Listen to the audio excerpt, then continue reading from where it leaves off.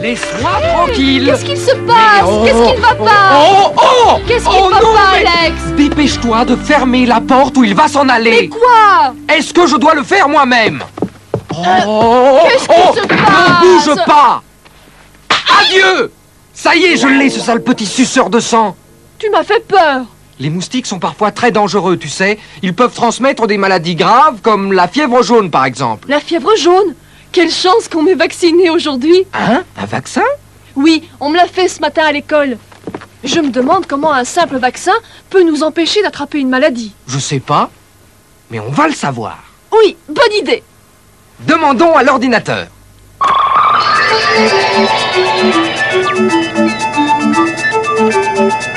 Ah, Louis Pasteur. C'est lui qui a inventé la vaccination. Salut, Ordi. Alors, vous voulez en savoir plus sur Louis Pasteur? Oui, pourquoi tout le monde doit-il se faire vacciner? Eh bien, suivez-moi et nous le découvrirons ensemble. Allons-y!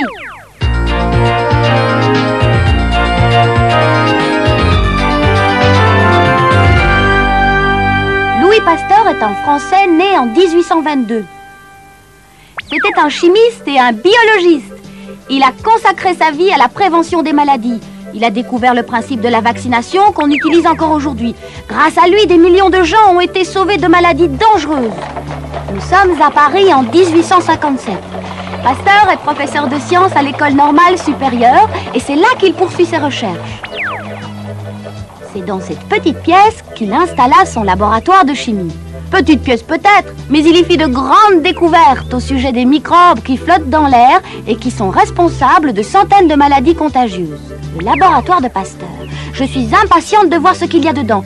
Oh, de l'alcool, je ne supporte pas les odeurs d'alcool. Très intéressant.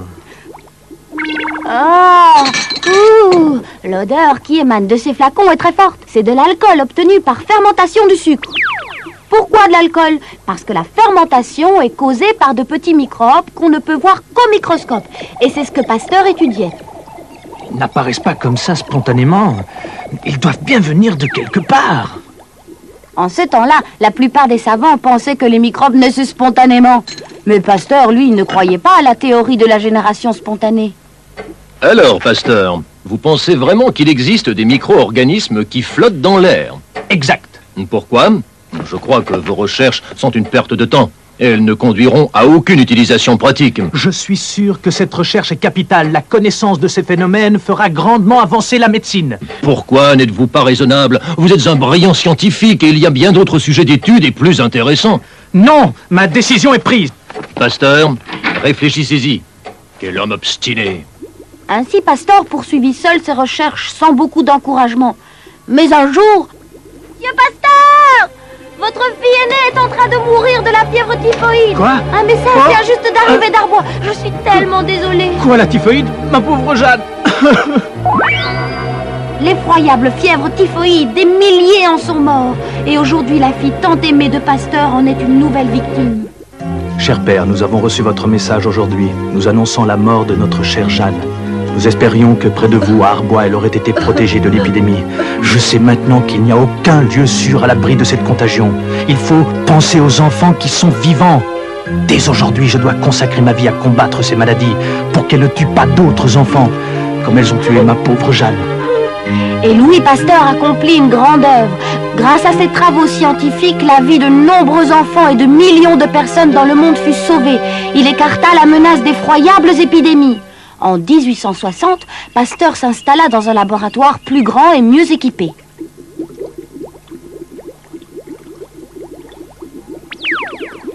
Et Pasteur fut le premier savant à prouver que les microbes étaient présents dans l'air.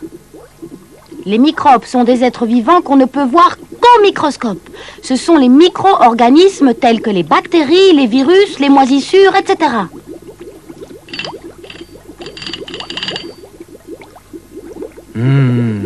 C'est bien ce que je pensais. Ils sont vivants et se multiplient. Est-ce que je peux voir, monsieur Pasteur? Vous avez raison, ils sont vivants. Mais comment font-ils? En fait, ils flottent dans l'air. Lorsqu'ils tombent dans le bouillon de culture, ils se multiplient. Absurde! Votre théorie est absolument fausse, Pasteur. Les micro-organismes ne flottent pas comme ça dans l'air. Monsieur Pouchet défend la théorie de la génération spontanée des microbes. La cause de la pourriture est que les micro-organismes apparaissent spontanément à l'intérieur des choses. La génération spontanée est ce que l'on appelle le processus de putréfaction. Les théories de Pasteur sont de pures idioties. Je ne pense pas que Monsieur Pouchet croit que Pasteur ait fait la preuve de l'existence des microbes dans l'air. Non, non, non, non, pas encore! Pouchet n'était pas le seul à croire cela. Beaucoup de savants pensaient comme lui. Les anciennes civilisations avaient chacune leur conception sur la vie, la mort et la création. L'idée de génération spontanée remonte à la nuit des temps. Jusqu'au XVIIe siècle, personne n'avait jamais vu un microbe. Et les gens ne changent pas facilement d'avis. Oh! Jusqu'au XIXe siècle, peu de gens gravement malades avaient une chance de sortir vivants de l'hôpital. Et après une opération, les risques d'infection étaient très grands. Pendant la révolution industrielle en Angleterre, il y eut de nombreuses épidémies. Les gens travaillaient 12 heures par jour dans des usines mal aérées. Ils habitaient dans des logements insalubres. Dans cet environnement, les maladies se propageaient rapidement. Riches et pauvres, jeunes et vieux étaient victimes de la typhoïde, du choléra, de la dysenterie et la moitié des enfants mouraient avant l'âge de 5 ans. La vie était insupportable et la mort était tellement courante que personne ne se souciait d'en trouver les véritables causes. À Londres, en 1847, une épidémie de grippe toucha un quart de la population et environ 5000 personnes en moururent. Personne, pas même les médecins, ne pouvait y faire quoi que ce soit. Les malheureux affamés se nourrissaient d'ordures. Ils ne se doutaient pas que des microbes dangereux se trouvaient dans chaque bouchée qu'ils avalaient.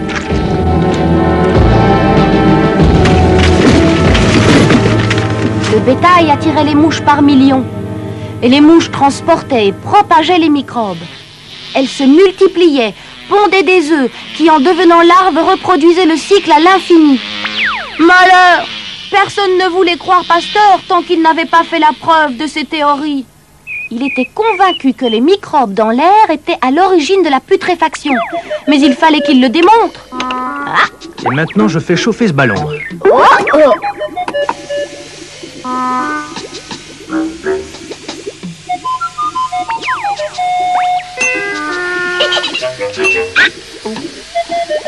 Là. Mais pourquoi faites-vous bouillir cette solution? Je vais faire une expérience. Oh, le verre fond. Je l'ai bouché. Et maintenant, que faites-vous? On va attendre.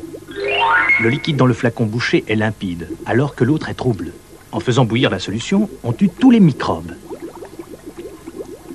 Mais si vous laissez le flacon ouvert, les microbes de l'air viendront recontaminer la solution. Dans l'expérience que vous venez de voir, j'ai tué tous les microbes en faisant bouillir la solution. Puis j'ai fermé le ballon, de sorte qu'aucun autre microbe ne puisse y pénétrer. Et la solution reste pure. Et la voilà la preuve. Ainsi, Monsieur Pasteur avait définitivement démontré que les microbes sont dans l'air. Cette découverte fut unanimement saluée et Pasteur fut élu membre de l'Académie des sciences. Oh. Vous êtes un brillant scientifique et il y a d'autres sujets d'études auxquels vous pourriez vous consacrer. Non, ma décision est prise. Pasteur! Le professeur Biot aurait été si fier de voir son ancien élève et ami, Louis Pasteur, devenir membre de l'Académie des sciences. Ah, cher Biot, c'est à vous que je le dois. J'aurais tant voulu que vous puissiez vivre cet événement. Son élection à l'Académie des sciences était un grand honneur, mais il n'était qu'au début de la lutte contre les maladies.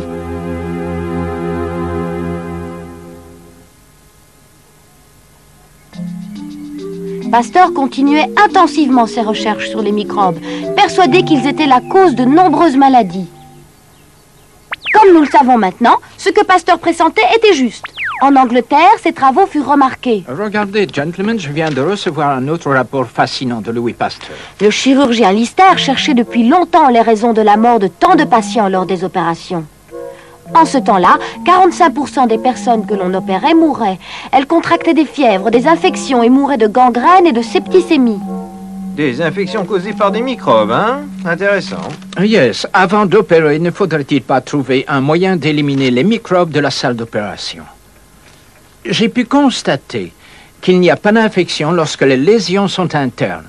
Mais si une plaie est ouverte, l'infection s'installe presque immédiatement. C'est vrai.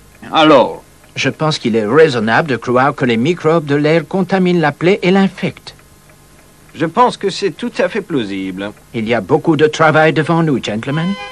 Pendant ce temps-là, Pasteur était chez lui à Arbois en France. Faire du vin était l'une des principales activités de la région. Les vignerons lui demandèrent de trouver un moyen d'éviter que le vin ne devienne du vinaigre.